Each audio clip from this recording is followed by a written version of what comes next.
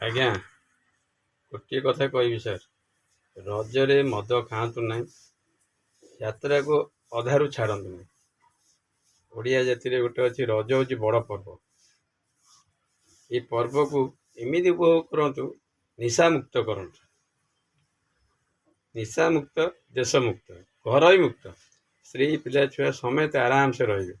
ଆପଣ ଗୋଟିଏ ଅନୁରୋଧ, ମଦ କେହି ଖାଆନ୍ତୁ ନାହିଁ। ମଦ ନ ଖାଇଲେ ଆପଣ କୁଆଡ଼େ କୁଆଡ଼େ ବୁଲିବାକୁ ଯିବେ ଆପଣ ବି ଅନୁଭବ କରିପାରିବେନି। ମୁଁ ସତରେ କହୁଛି କି ମିଛରେ କହୁଛି, ଆପଣ ଦିନେ ଏଇ ରଜଟାରେ ମଦର ଟୋଟାଲ ବ୍ୟାନ୍ କରନ୍ତୁ। ସରକାର ପାଖକୁ ଆପଣ ଯିବା ଦରକାର, ସରକାର ଆପଣଙ୍କ ପାଖକୁ ଆସିବେ।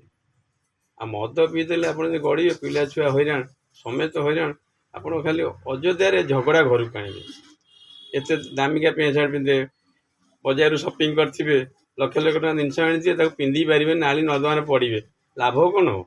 ମୋର ଗୋଟିଏ ଅନୁରୋଧ, ସାରା ଭାରତବାସୀ, ଓଡ଼ିଶାବାସୀ ବେଶୀ ଖାସ୍ କରି କହୁଛି, ରଜ ପର୍ବ ଯେମିତି ଆସୁଛନ୍ତି ଆପଣ ବାହାରୁ 7 ଦିନ, ମାସେ, 15 ଦିନ ରହୁଛନ୍ତି, ତାକୁ ବିନା ମଦରେ ଆପଣ ଯାହା ଖାଇବା, ମାଛ ଖାଆନ୍ତୁ, ମାଂସ ଖାଆନ୍ତୁ, ଚିକେନ ଖାଆନ୍ତୁ, ଅଣ୍ଡା ଖାଆନ୍ତୁ, ସାଦା ପନିର ଖାଆନ୍ତୁ, ଛେନା ଯାହା ଖାଆନ୍ତୁ, ଛେନା ପିଠା କରି ଖାଆନ୍ତୁ, ରଜର ଇତିହାସକୁ ବଜେଇ ରଖନ୍ତୁ, କିନ୍ତୁ ମଦ ଖାଆନ୍ତୁନି ଭାଇ। ମୋର ଗୋଟେ ବିନମ୍ର, ଏଇ ରଜ ପାଇଁ ଖାସ୍ କରିକିନା ଲାଇକ୍ ସବସ୍କ୍ରାଇବ୍ କରିବେ ଯଦି ଆପଣଙ୍କୁ ଭଲ ଲାଗିଥିବ, ନହେଲେ ଗାଳି ଦେବେ। ଆଉ କ'ଣ ଅଛି, ଏତିକି କହି ରହୁଛି ଭାଇ। ଜୟ ହିନ୍ଦ।